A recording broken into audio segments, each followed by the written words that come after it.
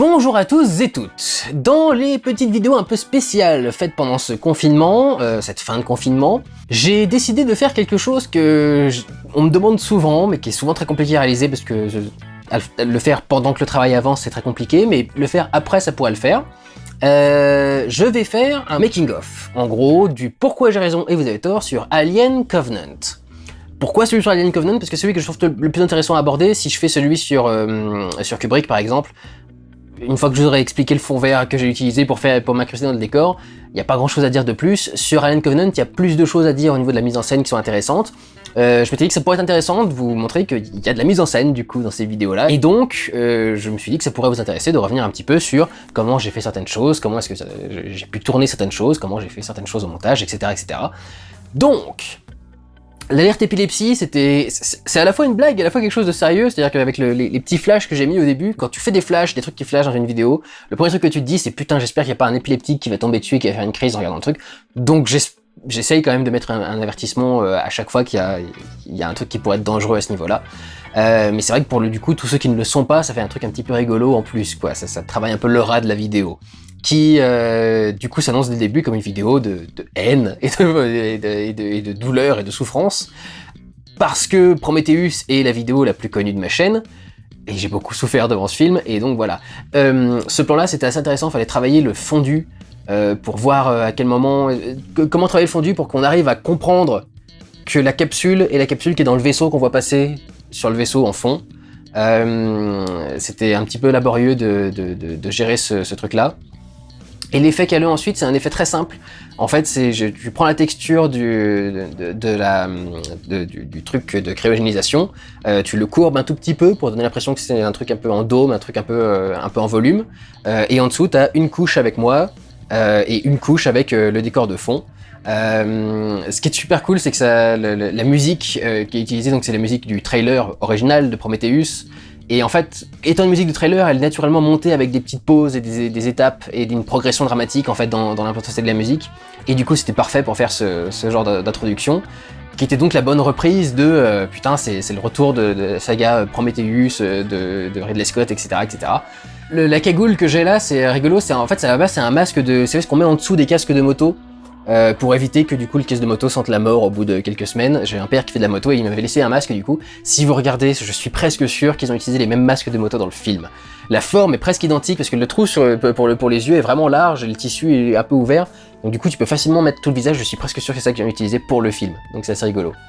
Ce plan-là il est plus astucieux et plus compliqué à faire qu'on pourrait le croire, parce que je voulais absolument qu'on voit du coup les guirlandes qui se reflètent dans mes yeux. Le problème c'est que pour tourner un plan comme ça, il suffit pas de se mettre devant un truc avec des guirlandes et de faire le plan en fait.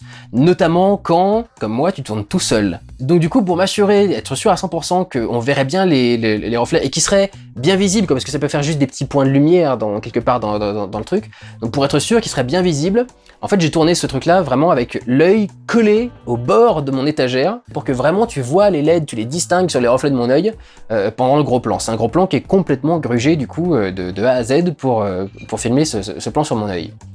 Le truc c'était donc qu'il fallait célébrer un petit peu le fait que ce soit la suite du Pourquoi j'ai tort sur Prometheus, qui était un des plus connus de ma chaîne. Et du coup je voulais que ça se sente, mais comment est-ce que tu fais pour que ça se sente quand t'as pas une équipe avec qui tourner, quand tu peux pas aller dans des décors, dans des trucs dans ce genre là. Il fallait essayer d'exploiter ce décor habituel, classique du site, d'une façon un peu différente. Le premier choix c'est donc l'ambiance lumineuse, vous avez remarqué donc il fait sombre. Certains l'auront vu, d'autres moins. En vérité, il y a de la lumière dans cette scène. Ça a l'air d'être dans l'ombre parce qu'il y a des grosses zones de noir qui sont un peu bouchées au niveau de l'étalonnage. Mais en vérité, il y a une très très légère lumière de mon halogène qui est juste ici. La lumière donc vraiment réglée au minimum pour afficher le minimum de lumière possible, mais quand même en avoir parce que la caméra en a besoin. S'il n'y a pas de lumière, la caméra ne capte rien.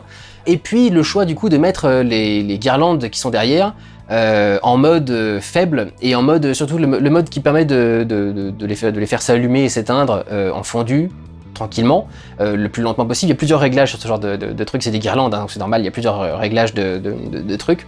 Et j'ai pris le truc le plus lent possible, j'ai deux guirlandes différentes, et j'ai fait bien en sorte qu'elles soient toutes les deux désynchronisées, pour que chacune s'affiche un peu différemment. Et de fait, du coup, ce travail de la lumière donne une ambiance totalement différente à ce décor, qui est mon décor classique, et il m'a permis du coup de l'exploiter d'une façon un peu différente. Un autre truc que j'ai pu faire, c'est du coup utiliser plus de zoom et utiliser plus le décor lui-même en profondeur. Comme le fond est généralement un peu flou, je savais que je pouvais me permettre de zoomer pas mal dedans.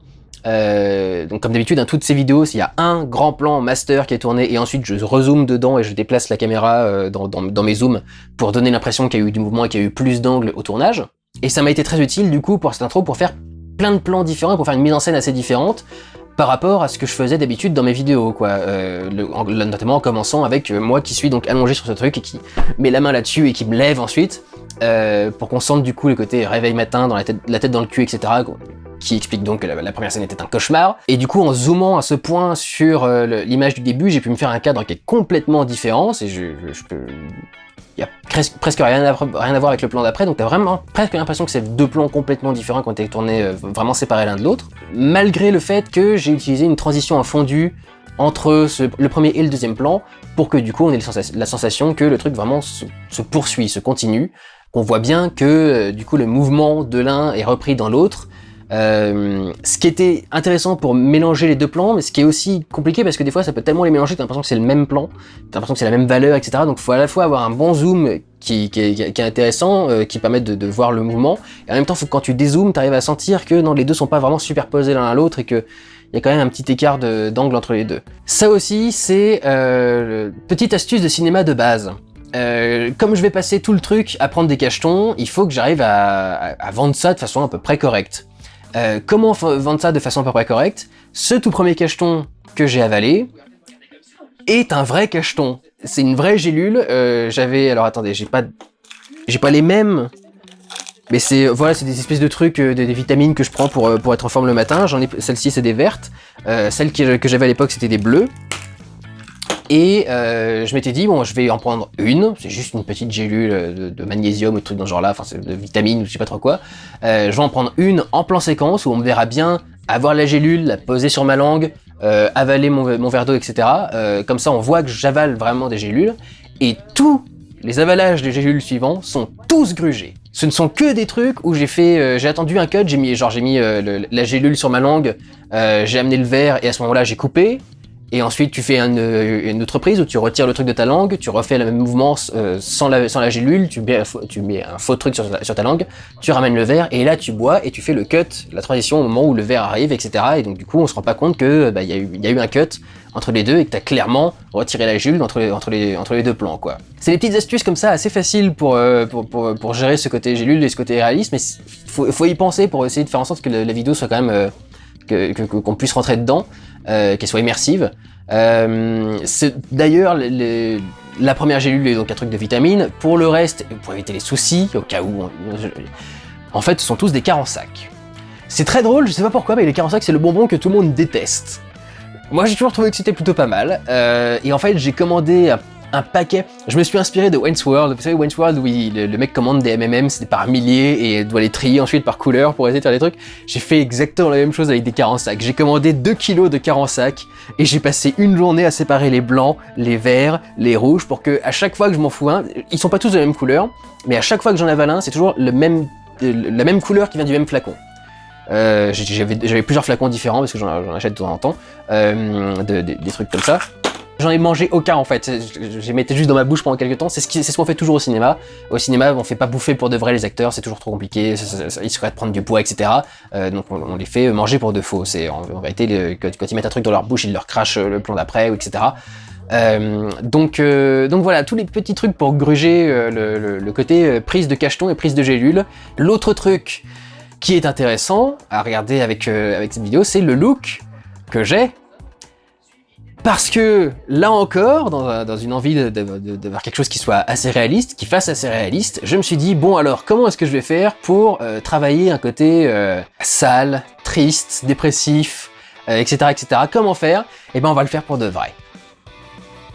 Ces plans que vous voyez là, toute la vidéo, a été tournée littéralement au saut du lit.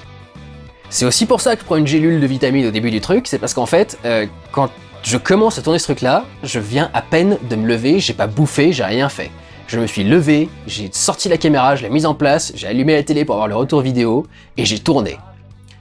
Je ne me suis pas lavé, Donc, j'ai les cheveux gras, j'ai la peau grasse de base, je suis pas coiffé, etc. C'est la vraie choucroute du matin, là, que vous voyez là, je l'ai pas retravaillé, etc. C'est les vrais cheveux tels que je les ai quand je me réveille le matin. Et c'est pour ça, du coup, que j'ai la peau toute luisante, etc. En fait, j'ai fait exprès d'être le plus sale, le plus dégueulasse possible.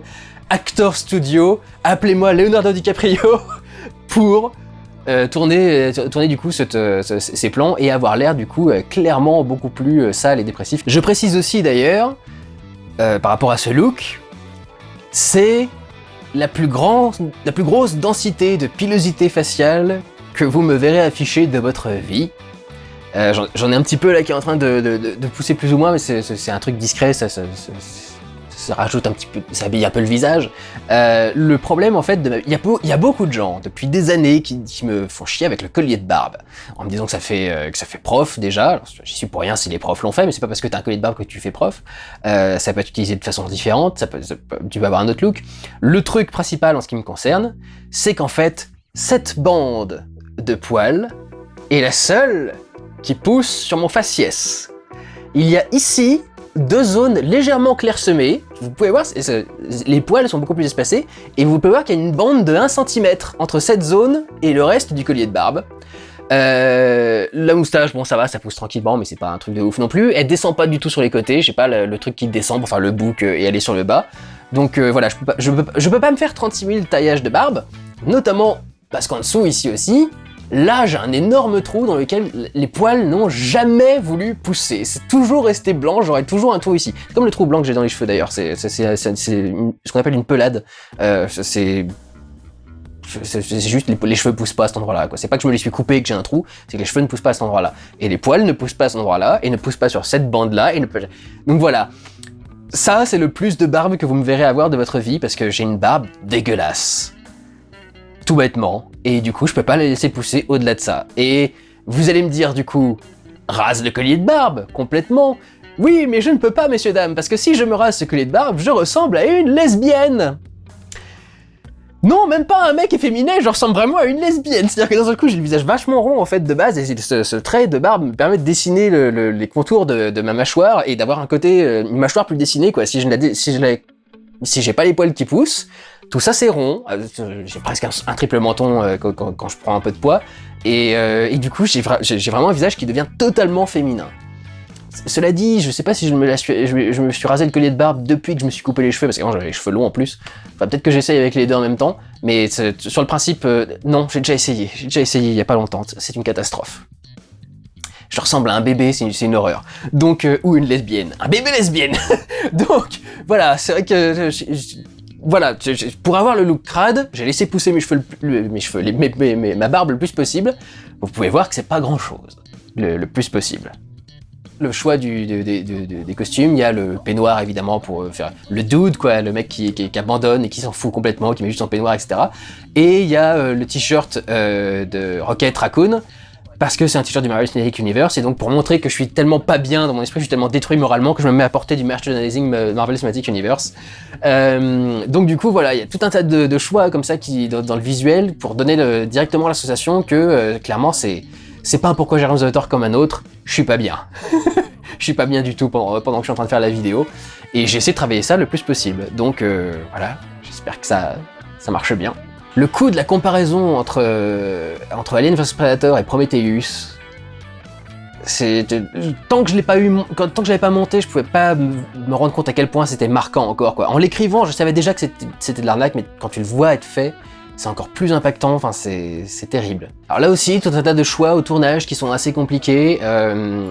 Tu sais que tu vas devoir avoir une casserole de café. Alors déjà, tu la remplis pas au maximum, parce que tu vas avoir des mouvements à faire, donc tu mets un tout petit peu de café, parce que je voulais boire pour de vrai mon café. C'était mon vrai café du matin pour le coup, hein. Même si je bois jamais de café le matin, c'est trop fort pour moi. La caféine, ça me rend fou et j'ai la tremblote après.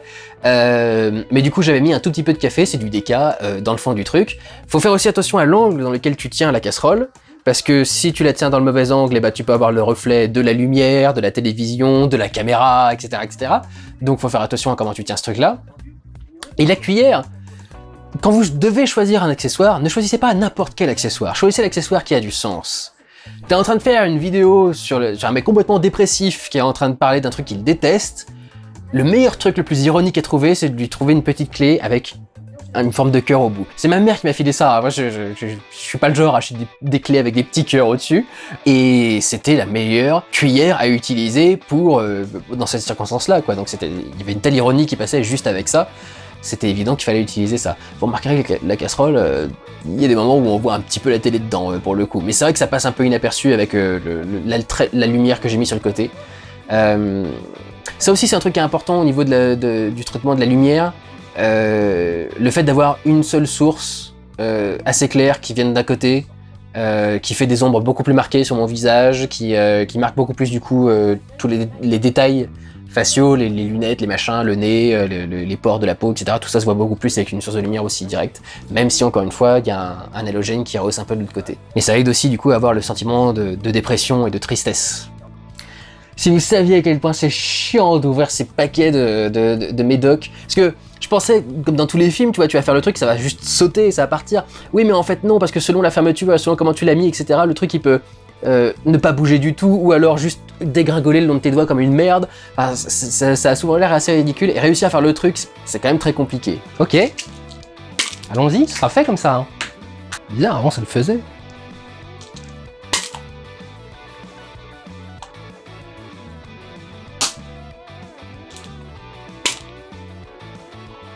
Je peux pas l'enlever autrement en fait. Ok. Ok, très bien. Allons-y alors. Oh putain. Là pour le coup, bien évidemment, pour ce plan-là, la casserole est vide, parce que j'allais refaire 36 000 fois la casserole qui tombe, et moi qui enchaîne en faisant pardon, excusez-moi, etc. J'allais pas mettre du café dedans à chaque fois pour l'essuyer à chaque fois. Donc pour faire ce plan-là, j'ai transvasé le café dans une autre petite tasse ou dans un bol ou je sais pas trop quoi, et j'ai fait juste mes plans en faisant tomber le truc, et j'ai rajouté les bruits du coup de flotte derrière. Ça fait beaucoup rire les gens, ça bizarrement, le truc, je sais pas. Pour moi c'est basique, hein, mais apparemment ça fait beaucoup rire les gens. Alors la scène probablement la plus connue, la plus mythique de cette vidéo, l'hologramme. Déjà un truc de base, pour simuler la lumière de l'hologramme, tout simplement un calque avec le contraste augmenté sur la zone dans laquelle spécifiquement apparaît l'hologramme. Donc c'est assez bête. L'hologramme lui-même, c'est... en fait, j'ai été téléchargé sur internet un modèle, quelqu'un sur Minecraft, vous savez sur Minecraft on reconstruit plein de trucs, et quelqu'un sur Minecraft avait reconstruit l'intégralité du vaisseau d'Alien Covenant. Personne l'avait fait juste en modèle 3D comme ça. Donc je l'ai récupéré, je l'ai envoyé à une de mes connaissances qui s'appelle Xavier Calderon, qui est un infographiste 3D qui m'a aidé pour certains trucages. Je lui ai envoyé ça, je lui ai dit est-ce que tu pourrais me réduire le nombre de polygones, parce que du coup comme c'est un truc qui vient de Minecraft, il y a des carrés partout et donc il y a un nombre de polygones monstrueux dans le truc. Et est-ce que tu pourrais me le convertir dans un format 3D que je peux utiliser avec un truc qui gère les particules. J'ai un plugin en fait qui gère les particules sur After Effects je crois que c'est Trapcode Particular, qui peut récupérer en fait des modèles 3D et les utiliser comme base pour faire des émissions de particules. Donc du coup, j'ai utilisé ça en fait, et je lui ai demandé aussi de me modéliser les antennes, parce que les antennes n'étaient pas dans le truc Minecraft. Le truc de Minecraft c'était pour se promener dans le vaisseau, les antennes on se promène pas dedans, donc je les avais pas modélisées. Donc il a fallu qu'il me modélise les voiles qui sont sur le côté, etc. Et je lui ai aussi demandé de me rajouter, donc il m'a filé 3 modèles 3D, le vaisseau, les ailes que je devais rajouter ensuite. Il fallait que ce soit un modèle séparé pour qu'elle s'affiche séparément du vaisseau quand j'ai envie qu'elle s'affiche. Et le troisième truc qu'il m'a filé, c'est une construction quelconque qui englobe du coup le volume de tout le vaisseau pour montrer une idée du volume et de tout ce qui est là pour récupérer des signaux audio par rapport à cette petite merde qui est sur le côté. Donc en fait voilà, j'ai récupéré les modèles 3D comme il fallait. Je les ai mis du coup dans ce simulateur de particules. Il a fallu du coup simuler une caméra, placer le modèle 3D là où il fallait pour donner une impression de 3D, que ce soit bien intégré dans le décor, etc. Le plus casse-gueule et le plus chiant à faire dans ce truc, c'était que il y a une main qui est derrière l'hologramme et une main qui est devant l'hologramme. Et il a fallu du coup rotoscoper la main qui est devant pour qu'elle soit devant quand elle doit être devant. Là où celle de derrière, il suffisait de lui mettre le même truc, le même effet de lumière que sur le reste du décor pour donner l'impression qu'il y a une source de lumière qui vient d'arriver en plus. Mais il y a une main qui doit rester devant pour que l'effet passe bien et qu'on ait l'impression que je suis au-dessus de l'hologramme. C'était peut-être le truc le plus difficile à faire. Cela dit, quand tu joues bien avec les contrastes, c'est pas compliqué de récupérer des trucs des fois d'une vidéo à l'autre. Je l'ai fait assez facilement, ça s'est résolu assez rapidement comme truc. Mais c'est vrai que du coup j'avais très envie d'utiliser cet hologramme pour donner une leçon à Ridley Scott avec un vrai hologramme en face du truc. Je crois que c'était le meilleur moyen de rigoler avec ce truc-là. Encore une fois, si jamais il y en a qui comprennent pas, 30 ans plus tard, il n'y a pas la queue d'un hologramme où que ce soit dans le vaisseau, dans le Nostromo d'Hélène Ripley, et dans Alien 4 qui se déroule 250 ans après Alien 1, il n'y a toujours pas un hologramme en vue quelque part, mais là il y a des hologrammes partout. C'est quand même pas compliqué de se retenir 2 secondes et de mettre un truc sur un écran, putain de merde. Donc voilà, c'était le petit truc qui est très énervant avec les hologrammes. Et pour ceux qui ne le savent pas, je le répète, mais bien évidemment cette scène est ma réplique, Monsieur Ridley Scott veut essayer de m'enculer, est inspirée du Graduate du lauréat. Avec Mrs. Robinson, you're trying to seduce me. Mrs. Robinson, you're trying to seduce me. Et donc c'est la même chose, cette façon nonchalante de dire un truc qui est beaucoup moins nonchalant qu'il en vérité. Alors pour le début de la deuxième partie, du coup, donc j'avais décidé de faire le truc, je vais faire une pause et je vais devoir me réveiller en me jetant un truc sur la gueule.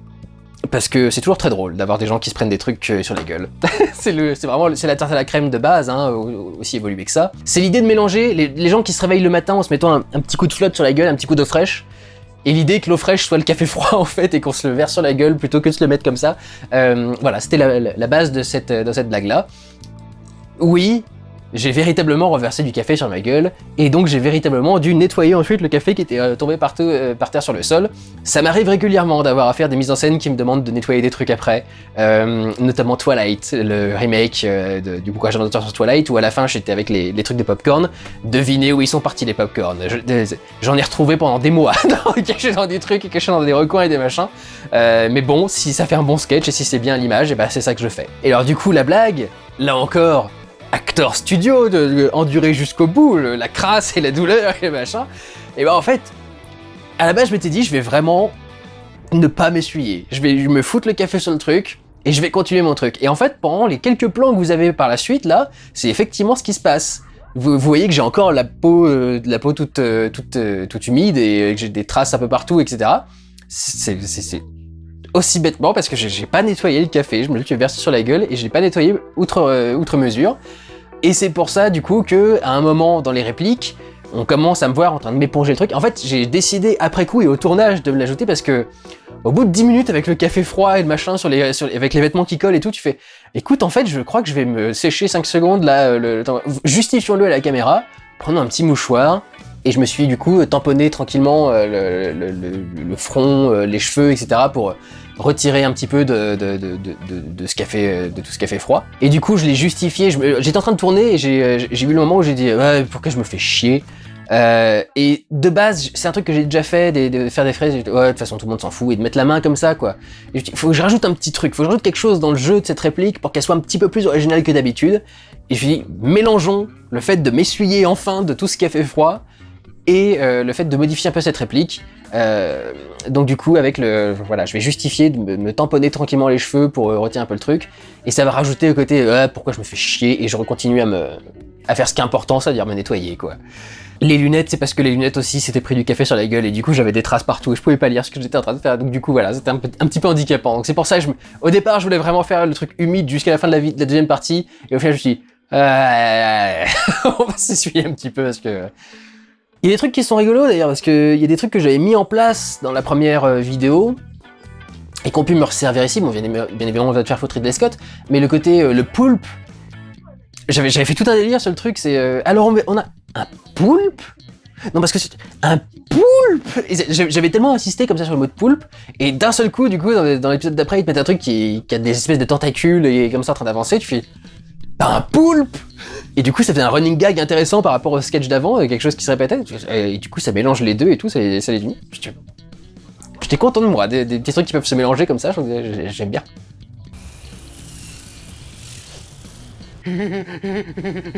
J'ai une grande passion pour les rires stupides. J'aime beaucoup avoir des rires à la con. Ça, c'était une partie particulière à résumer parce qu'en fait, les choses se déroulent pas vraiment dans l'ordre dans lequel je les montre.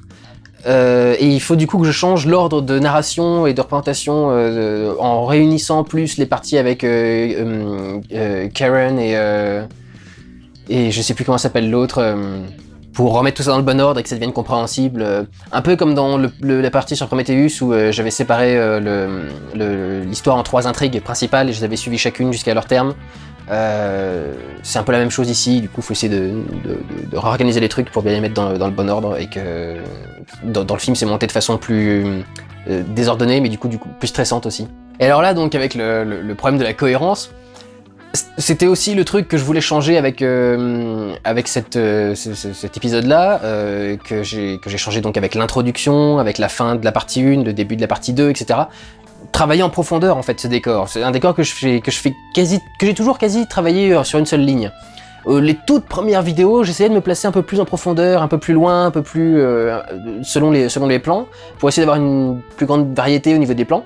Mais finalement, je trouve que c'est rarement très utile dans une image. C'est plus sympa de marcher, à la limite faire un petit aller-retour, mais vraiment changer de profondeur, c'est pas exactement la bonne chose et ça fait des... J'aime pas rester sur la même valeur de plan en plus. C'est quelque chose qui est beaucoup plus facile à faire si tu restes sur la même valeur de plan et que tu montres sur la même valeur de plan le personnage apparaître dans différents endroits.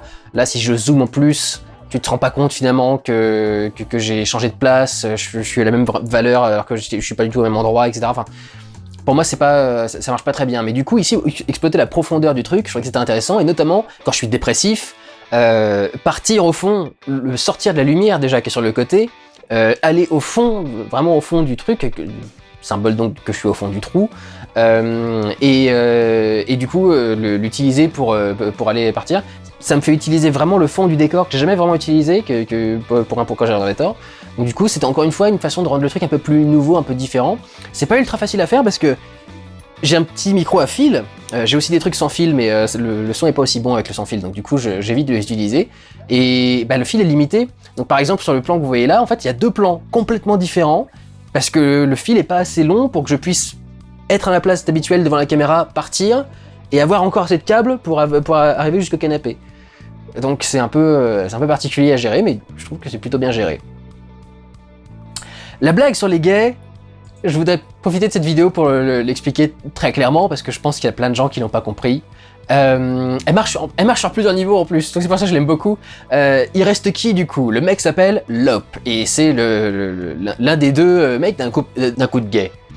Donc tu peux dire, il reste Salope. Voilà.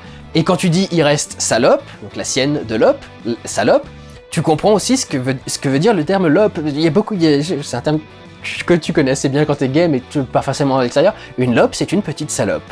Une Lop, c'est une petite pute. C'est juste un diminutif, t'as retiré le ça. Donc du coup, un des membres du couple gay qui s'appelle une Lop, un cadeau des dieux. Honnêtement, des fois, j'ai l'impression que Ridley Scott a écrit ce truc pour que je puisse faire des blagues. Un personnage gay qui s'appelle Lop. Et c'est le truc, c'est que c'est le genre de blague que j'aurais pu avoir, mais à quelle occasion j'aurais pu la sortir, quoi. Et il a foutu la seule occasion où je pouvais sortir le truc, et il a même donné le nom pour que ça fasse le jeu de mots, mais c'est incroyable quand même de faire un film qui est aussi parfaitement fait pour que je me foute de sa gueule. Et du coup, le truc, c'est que, voilà, comme la blague, c'est de traiter quelqu'un de salope et de dire qu'un gay est une petite pute, donc dire que c'est le passif, etc., quand on joue sur ces trucs-là. Du coup, je trouvais que c'était infiniment plus drôle, surtout pour moi qui sais quelle est la blague, mais il y a peut-être des gens qui ne savaient pas. Mais je trouvais ça infiniment plus drôle Je suis au-dessus de cette blague. Et d'essayer de me retenir et de résister comme ça, pour moi, c'était parfait. C'était parfait. Donc voilà, si vous voulez savoir quelle est l'explication au truc de Lop, voilà, il reste la petite Lop du groupe. Alors le passage avec David, il a été un peu particulier à monter, parce que en fait j'avais beaucoup de sketchs et d'idées en fait au même endroit, et c'est compliqué de pas arriver dans une zone de saturation de sketch, d'enchaîner 3 ou 4 d'affilée, et de complètement perdre le fil de la narration et de la critique. Et du coup, mes réactions au visage de Fassbender, et notamment le sketch des lapins domestiques, ont on passait le temps du montage à sauter en fait. À un moment je commençais avec le lapin, à un moment je terminais avec le lapin, je mélangeais tout un tas de sketchs comme ça au milieu, et j'ai fini par me décider avec l'idée de mettre le lapin beaucoup plus loin. Le sketch du lapin du coup, donc la blague du coup de la capuche qui le rend un peu menaçant. J'ai pas forcément très bien reproduit le mouvement, mais j'ai bien reproduit l'idée, je dirais. Ce qui était compliqué, c'était le couteau en fait. Parce que pour qu'on voit vraiment le couteau, on est déjà dans le noir, on est déjà dans une ambiance noire, je suis habillé en noir, je projette une ombre en plus dans cette direction-là, qui est la direction dans laquelle il y a le couteau. Il y a tout un tas de trucs qui sont à gérer pour qu'on le voit, et en fait, il fallait trouver le bon angle pour que le dos de la lame de couteau chope la réflexion de l'écran qui est en train d'envoyer le retour vidéo. Et du coup, il y a une légère lumière à refléter pour avoir du coup tout le dos du couteau qui se reflète, avoir un léger reflet sur la lame et qu'on puisse la voir correctement alors qu'on la voit pas vraiment, qu'elle est un peu sur le côté et que moi je rezoome ensuite dans l'image constamment. Donc c'était une image qui était compliquée à rendre lisible à la base, mais c'est une image que j'aime beaucoup parce que je sais pas, ce sketch me fait beaucoup marrer quoi, j'adore. You're right about this place. Non. Non. We need your faith. Ta gueule, Danny. Là, c'est pareil, t'as l'impression que le film t'offre un cadeau, c'est que t'as deux réactions parfaites qui peuvent s'enchaîner à la suite. T'as le mec qui dit je suis désolé, Danny, t'avais raison, et c'est tellement évident que le mec avait tort depuis le début que tu peux pas avoir d'autre réaction que non, non, non, qui est ce truc qui est très, très expressif. Et puis juste après, t'as Danny qui dit non, on a besoin de ta foi. Et c'est parfait pour enchaîner sur un truc qui lui est complètement en sous-jeu, complètement disparu, enfin complètement en sous-jeu. C'est beaucoup plus neutre en tout cas dans la façon d'être joué, beaucoup moins émotionnel. C'est d'enchaîner le truc qui est clairement démonstratif. Non, non, et le truc c'est ta gueule, Danny.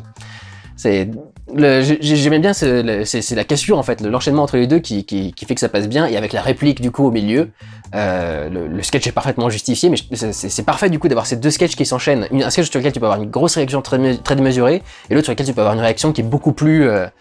genre je suis en train de mourir quoi. Non, ta gueule Danny, pas possible, arrête, tais-toi.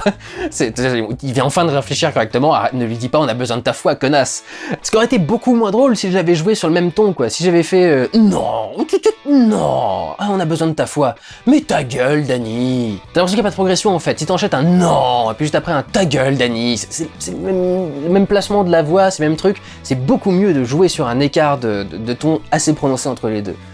Et plutôt finir avec un truc calme. Si on avait fait l'inverse, ça aurait pas marché. Si je fais non, non, on a besoin de ta foi. Ta gueule, Danny! Ça peut marcher aussi, mais je trouve que c'est beaucoup plus agréable d'avoir l'inverse. La réaction exagère au début et plus calme ensuite. Là aussi, quelque chose d'intéressant, c'est utiliser un problème et en faire un atout de la scène. C'est impossible quand t'as des lunettes de faire des facepalms. Le principe du facepalm, c'est de faire ça. Tu fais ça, tu perds un œil parce qu'il y a ton verre de lunettes qui vient de rentrer à l'intérieur. Tu peux pas faire un truc comme ça quand t'as des lunettes. Donc t'es obligé de trouver une variante. Alors ce que je suis obligé de faire généralement, c'est de faire juste au-dessus des lunettes comme ça. C'est de faire un facepalm, mais où le côté de la main touche pas les lunettes. Donc du coup j'essaie de faire un truc comme ça, je me cache quand même les yeux, je mets le pouce sur le côté. C'est un truc qui marche bien. Mais là du coup j'avais une phrase qui prenait du temps. Et je me suis dit, parfait, prends ton temps.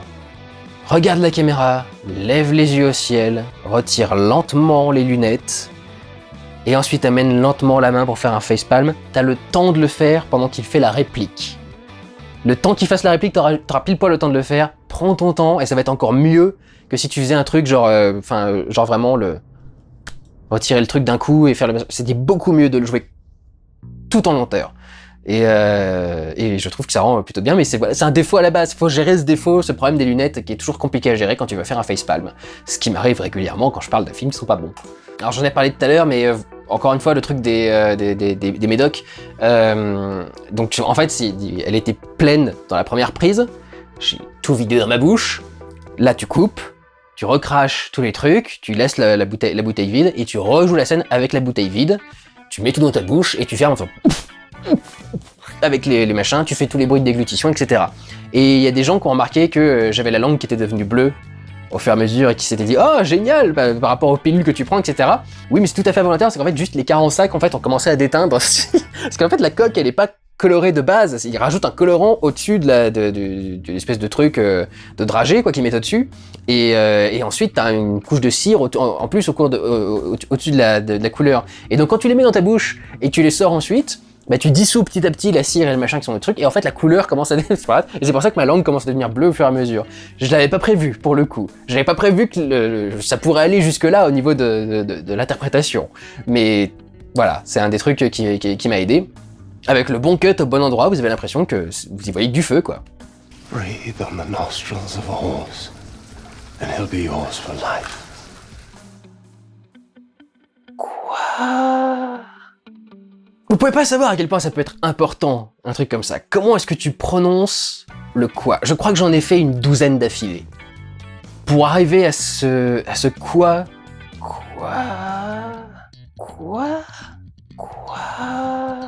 À peine souffler, mais c'est compliqué de souffler un quoi, parce que le que est une syllabe qui est très puissante, et le wa est une syllabe qui monte aussi.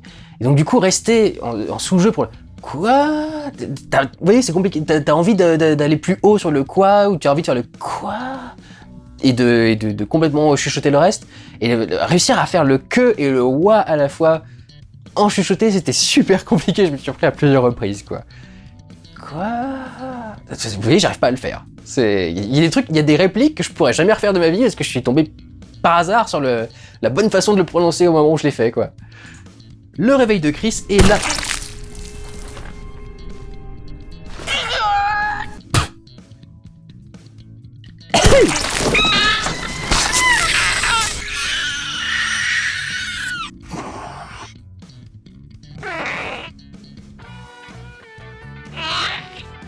Alors, ce truc-là, il faudrait que je vous sorte quelques accessoires pour que ça passe mieux.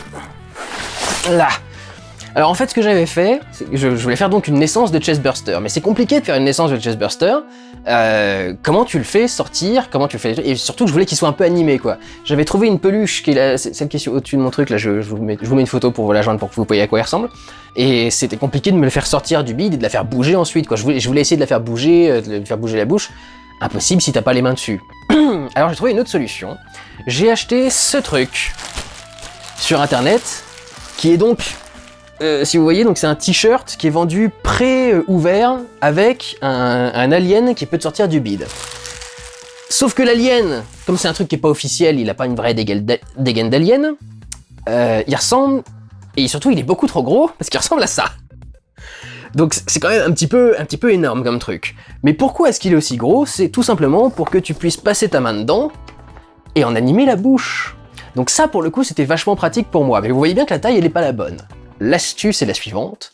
Un fond vert, ouvert sur le milieu, mais bien serré, bien tendu pour qu'on va passer derrière. Un autre fond vert derrière pour éviter qu'il y ait des trucs que t'as pas envie qu'on voit derrière. Et en fait, comment tu fais ta naissance de Chestburster? Tu te mets derrière le fond vert, un petit peu sur le côté, et avec ton bras, tu fais... Et tu le fais bouger ton truc de partout. Et ça passe aussi bien parce que les deux sont tournés avec exactement la même lumière. Donc on est éclairé de la même façon et on a clairement l'air d'être dans le même environnement. Donc une fois que tu as fait ça, une fois que tu as fait sortir ton truc et que tu l'as fait bouger devant la caméra, tu prends ton fond vert et tu le motion track sur mon t-shirt. Tu rajoutes un petit peu de sang derrière, tu rajoutes un petit peu de morceaux de chair, un peu d'explosion, quelques giclées, etc. Et d'un seul coup, tu as une naissance de Chestburster. Le truc ne peut fonctionner que face caméra, si jamais je me tournais, si j'avais pas le bon angle, ça marchait pas, mais quand tu sais ce que tu vas faire exactement, quand tu sais très précisément quel plan tu vas avoir, tu peux décider, tu peux très facilement gruger les trucs et t'en sortir pour avoir quelque chose qui fonctionne. Donc j'ai récupéré tous les bruits de naissance d'aliens que j'ai pu trouver pour les mettre dessus, et j'aimais beaucoup le côté... il a l'air de ronronner à moitié, on dirait un peu un chat quand il fait certains bruits, et je trouvais que ça collait parfaitement avec le...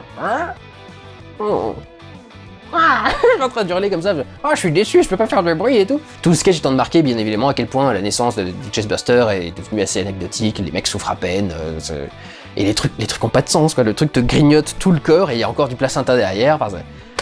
Le mec a pas réfléchi du tout à ce qu'il faisait. Mais en plus, cet abruti n'est pas d'accord avec ce qu'il a dit dans son propre film et ne respecte pas Prometheus. Qu'est-ce que je viens de dire?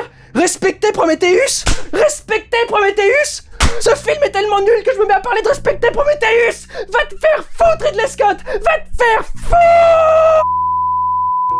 Alors cette scène-là, revoyez-la peut-être en vitesse un peu ralentie.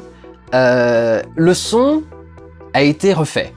J'ai téléchargé des bruits de claques que j'ai rajouté derrière, parce que le bruit que j'avais eu au tournage n'était pas assez bon. Mais, si vous regardez bien, ma joue est complètement rouge, parce que c'est la 4e ou 5e prise que je fais de ce truc, et je me suis mis des vraies claques. C'est l'idée, encore une fois, Actor Studio, vivre le truc jusqu'au bout, Leonardo DiCaprio et tout le bordel. Comment faire pour vraiment avoir l'air de me prendre une claque, et vraiment me prendre une bonne claque, quoi, sachant que c'est moi-même qui me la mets, et ben je vais me mettre des vraies claques. Et forte, quoi, vraiment, je suis rouge, vraiment, naturellement, quoi, c'est pas un truc que j'ai rajouté, c'est pas du maquillage ou que ce soit, je suis rouge parce que je me suis mis 5 ou 6 claques qui étaient quand même assez fortes, et j'ai rajouté quand même du bruitage au-dessus, parce que même avec ça, ça avait pas l'air assez impressionnant, mais voilà comment donner une bonne impression de claque. T'en prends une vraie, quoi. Les acteurs, souvent, n'en prennent pas des vrais. La plupart des acteurs qui sont vraiment investis dans leur rôle demandent à la recevoir en vrai, quoi, parce que en plus ça t'aide à jouer le personnage, quoi. C'est un truc qui est tellement épidermique, à juste titre, hein, c'est de l'épiderme, c'est tellement puissant comme sensation que évidemment que tu l'utilises à fond quand t'es un acteur et que tu dois soit contrôler ta colère, soit la faire exploser justement. C'est vachement important d'avoir une vraie sensation qui peut t'aider comme ça à nourrir ce sentiment. Donc comme moi j'étais en train de hurler et de m'énerver, etc., je trouvais que ça rendait plutôt pas mal. Vous me direz vous-même, mais je pense que c'est plutôt bien joué en fait, ça se sent au niveau du reste du jeu. Et là encore, je voulais trouver une autre façon de faire, quelque chose que j'ai souvent fait, j'ai déjà fait, passer à une mire et revenir au truc, être énervé après un cut, etc. Je me suis dit il fallait vraiment que j'essaye de trouver un truc que j'avais pas encore fait, et le côté... le fait de pas regarder la caméra, de pas faire arrière caméra, déjà ça montre clairement une rupture avec le reste des attitudes que j'ai eues pendant tout le reste de la vidéo. Et le visage plus qu'impassible, défait, quoi. C'est vrai, le visage complètement défait, et d'être en pleine dépression et d'être vraiment du temps à parler. Même si c'est encore un peu trop rapide à mon goût, j'ai du mal à mettre du temps à faire des choses dans mes mises en scène. Mais du coup, c'est vrai que là, ça rendait, je trouve, encore mieux au niveau de la blague, de revenir à un silence complet, au visage complètement défait, une autre façon de jouer le fait d'être déconfit, quoi. L'intervention de Kalchbeut, en fait on s'était contacté il y a quelques temps, il m'a fait intervenir dans sa vidéo sur le procès contre Harvey Weinstein. Que le youtubeur qui n'a jamais niqué une abonnée lui jette la première pierre. Non, toi ça compte pas TPD. Certaines personnes avaient cru que c'était négatif et que ça attaquait, parce que je sais pas, parce qu'il a dit que j'étais gay ou machin, enfin je sais pas c'est exactement ce que les gens ont pris comme une agression, et donc du coup il était venu me voir en disant je veux juste t'assurer que j'ai aucun souci contre toi, au contraire je t'aime beaucoup, etc. Je lui dis aucun souci, moi aussi j'aime beaucoup ce que tu fais, etc. Et du coup je m'étais dit que j'allais lui rendre l'appareil dans une prochaine vidéo. Et j'avais longtemps cru que ce serait, quand j'avais dit le problème de la salle de quarantaine, j'avais longtemps cru que faire un petit sketch où il y aurait Ridley Scott qui ferait visiter sa maison et qui ouvrirait les portes, etc. à un couple. Et il présentait la pièce de la salle de quarantaine. Puis au final, le sketch me faisait pas trop rire. Je savais pas trop où est-ce que j'allais le mettre. J'avais pas d'idée précise. On savait pas ce qu'on voulait faire exactement. On savait qu'on allait lui faire une intervention quelque part. Et quand je suis arrivé au truc de la conversation Skype, comme on parle par conversation Skype ou par d'autres logiciels, lui et moi, je m'étais dit, voilà, du coup, le moyen de faire coller les deux, Kalchbeut va me passer un coup de fil avec Skype. Et du coup, ça va être le moyen de faire venir le sketch, en fait. C'est trouver le moyen de faire intervenir le sketch comme il fallait. Et je me suis dit que c'était assez intéressant au bout de quasi 1h45, 1h30 de vidéo. Et alors que c'est la deuxième vidéo qui parle d'un échec de Ridley Scott après cette Prometheus, je me suis dit que ce serait tellement un tel défouloir d'avoir cette représentation de Ridley Scott et de simplement pouvoir lui foutre des nions dans la gueule. C'est un peu inspiré d'un jeu Flash que j'avais fait à une époque qui était au tout début d'internet. On avait quelques jeux Flash à télécharger. Il y avait un mec qui avait téléchargé un jeu Flash avec un espèce de nerd, un mec insupportable qui te lançait des trucs un peu énervant devant la caméra, et t'appuyais sur les touches et chaque touche correspondait à une façon de taper différente. Et le gros kiff, comme c'est du flash, que ça peut aller super vite et que les coups pouvaient se superposer les uns aux autres, c'est d'appuyer sur tous les boutons en même temps et voir le mec qui se prend des nions dans tous les sens. C'était très très défoulant. C'est pour ça qu'on se l'était téléchargé à l'époque, c'était un truc, un vrai défouloir à jeu flash. Et c'est ça qui m'a inspiré ce sketch finalement, c'est d'avoir le Ridley Scott qui est au milieu. Bon, on l'a pas fait parler, mais d'avoir le Ridley Scott qui est au milieu et d'avoir la possibilité juste de faire un ta gueule, ta gueule. Quoi, tu veux faire un troisième Alien? Ta gueule! Oui, tout le monde m'a envoyé le lien avec la news qui a été postée récemment. On savait qu'il voulait faire une suite, on savait pas où est-ce que ça allait en être avec le rachat avec Disney, on savait très bien qu'il voulait en faire une suite. Pour l'instant, c'est pas des grosses nouvelles, quoi. Je préciserai d'ailleurs que c'est Kalchbut qui a trouvé l'idée des petits aliens qui sont en train au départ, en fait, les 2 coups, il avait des étoiles à chaque fois. Moi, je n'avais rien noté de particulier, j'avais rien relevé, j'avais rien demandé, et il m'a envoyé une deuxième version, il avait un peu modifié certains trucs, et il avait modifié les étoiles dans la deuxième par des petits aliens, et je trouvais ça absolument génial, et c'était une très bonne idée, donc je l'ai gardé avec grand plaisir. Et c'est une idée de Kalchbut, le coup des petits aliens. Il m'arrive souvent des gros coups de chat dans mes trucs de montage et d'écriture. Et l'un des plus gros coups de chat, c'est d'avoir écrit tout ce monologue de fin, absolument tout le texte, l'avoir entièrement enregistré, l'avoir entièrement monté, ajouter la musique des Valkyries, et se rendre compte que la musique des Valkyries a le timecode parfait par rapport à ce que tu as monté, et que ça se termine pile poil où ça doit se terminer, il y a les grands trucs de caisse, enfin de percussion, exactement au moment où j'ai envie que ça arrive. J'aurais voulu le planifier, que j'aurais pas réussi. Par le plus grand des hasards, toute mon outro collait parfaitement à la musique qui était utilisée à la fin du film. C'était énorme coup de bol. Faisons encore une fois de ce film une putain de bande-annonce pour une suite, exactement comme l'avait fait Prometheus, sinistre fils de pute! Et alors là, le truc, c'est que cette vidéo, elle avait l'introduction et la conclusion parfaite, parce que les deux se répondent. C'est la suite de la critique de Prometheus, donc je commence avec le cauchemar, et j'avais vraiment prévu ça depuis le début pour le coup. Commencer avec le cauchemar, de se réveiller du truc et se dire « Ah putain, c'est la suite » et tout. Et de terminer en disant « Il va y avoir encore une suite ». Il va encore y avoir de la merde après tout ça, et donc du coup le côté, le rêve, enfin le cauchemar se répète quoi, il y a encore un nouveau film qui va arriver, je vais encore devoir me réveiller à nouveau dans quelques années, et encore devoir faire une nouvelle critique du truc, etc. Et du coup je trouvais que ça marchait super bien, et comme en plus la vidéo est arrivée très peu de temps après le rachat de la Fox par Disney, t'avais en plus cette fin ultime, c'est la saga est maintenant entre les mains de la compagnie que je déteste le plus au monde. Et ça collait parfaitement avec la musique, c'était génial. Le plus compliqué, c'était de... Alors pour le coup, j'ai mis la musique pour ce truc-là, je voulais être parfaitement en raccord avec parfaitement synchro. Et en fait, j'ai lancé la musique, et j'ai joué ma réaction en même temps que la musique qui sortait des enceintes. Et parce que je voulais avoir le bon timecode pour le... C'est très compliqué d'avoir les changements de visage. Il y a le moment où je fais... j'ai l'impression que je parle de la blague avec les œufs, et il y a l'alarme qui commence à sonner, et je fais... Fils de pute. Et je mets à peu près 5-6 secondes à changer d'expression faciale, à passer du sourire à mon... Et plus tu peux faire traîner cette transition, plus ça marchera... Enfin, plus ce sera drôle en fait, mieux ça marchera. Le problème c'est que plus tu la fais traîner, moins elle a l'air naturelle. T'as des sursauts de muscles, t'as des petits machins qui arrivent un peu partout, et ça a rarement l'air assez naturel. Et là, du coup, comme il y avait la tête qui devait tourner, les yeux qui devaient grossir au fur et à mesure, et puis arriver à crier le non ensuite, il y avait toute une progression qui était assez intéressante. Et du coup, en lançant la musique, je me suis parfaitement calé sur la musique, j'avais vu quel rythme il fallait avoir, j'ai joué 5 ou 6 fois, un truc dans ce genre-là. Et du coup, au dernier moment, j'avais la fin parfaite. Et je trouve qu'en plus, avec le non qui part en écho au fond, avec la fin de la musique et tout, je trouvais que c'était la fin la plus parfaite. J'aurais pas pu rêver meilleure fin en fait pour une suite à une critique d'un film que j'ai pas aimé. Donc voilà, je trouvais que cette fin était parfaite, et dans mon malheur, avec la saga Alien, j'ai quand même beaucoup de chance, parce qu'à chaque fois, ça colle avec des trucs que j'ai écrits avant, ça me permet de faire des effets de mise en scène que j'aime bien, etc. Donc voilà, du bon finalement est sorti d'autant de mauvais. Voilà pour cette petite vidéo de making of, j'ai le truc qui traîne, j'ai qu'une envie, c'est de me le foutre autour de la main. Voilà donc pour ce petit making of, avec le petit Xeno qui vous dit au revoir. J'espère que ça vous a plu d'avoir toutes ces informations par rapport au making of. Toutes mes vidéos ont pas autant de petits détails, de petits trucs intéressants derrière, donc c'est pour ça toutes sont pas intéressantes, mais pour celle-ci je trouvais que c'était pas mal de voir un petit peu l'envers du décor et de comprendre comment est-ce que certaines décisions étaient arrivées et comment est-ce que certains effets font pour fonctionner. Voilà. Enfin, comment est-ce que je fais pour faire fonctionner certains effets. J'espère que ça vous a plu, et à très bientôt pour une prochaine vidéo. Prenez soin de vous, regardez des films. Ciao!